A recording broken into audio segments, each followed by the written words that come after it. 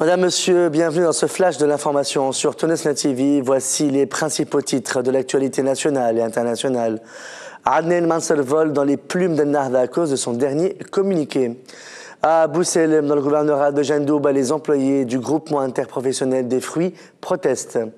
À Gabès, poursuite de la grève dans les usines d'acide phosphorique.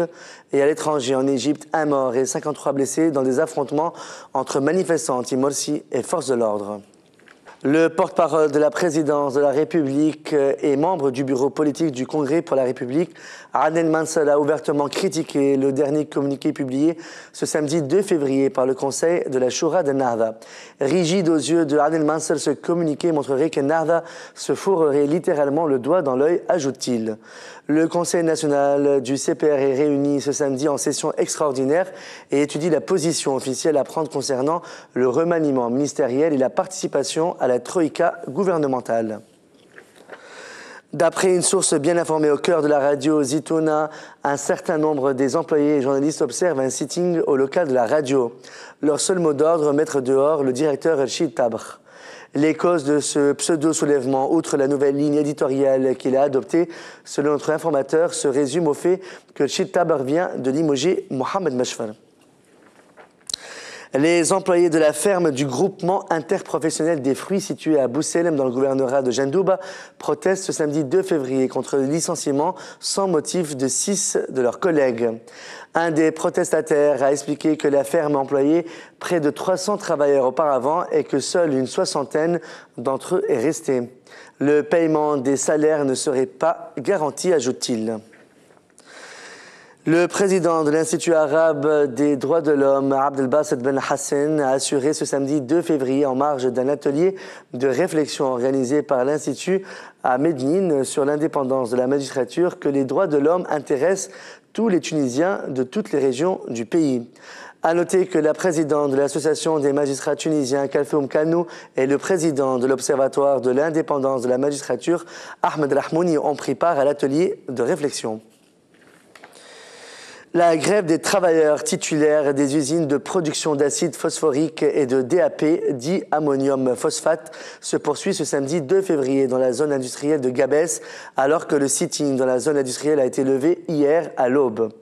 Les travailleurs protestent ainsi en signe de solidarité avec le groupe de sittingers comprenant près de 180 personnes évacuées par la force suite à une intervention des forces de sûreté.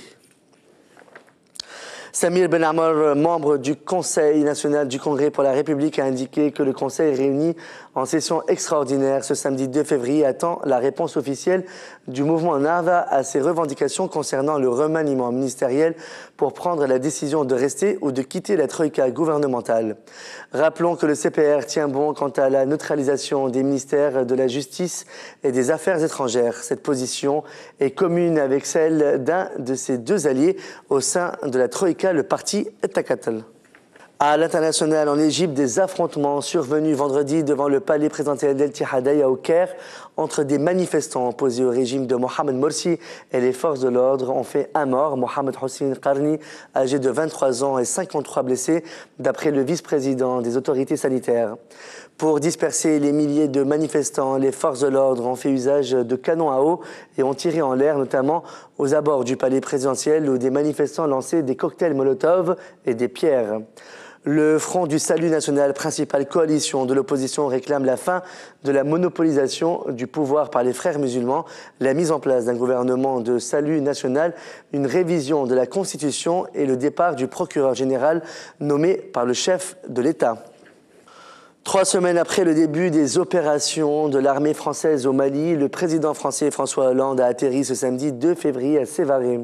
Son homologue malien par intérim, Dioncounda Traoré, était à son accueil avec 3 ministres, à savoir Laurent Fabius, Jean-Yves Le Drian et Pascal Canfin. Les 2 chefs d'État devront se rendre à Tombouctou, où ils auront pour mission de rencontrer les forces militaires françaises et maliennes. C'est la fin de ce flash de l'actualité sur Tonesna TV. Merci de votre fidélité. Excellente fin de soirée sur Tonesna TV. À demain.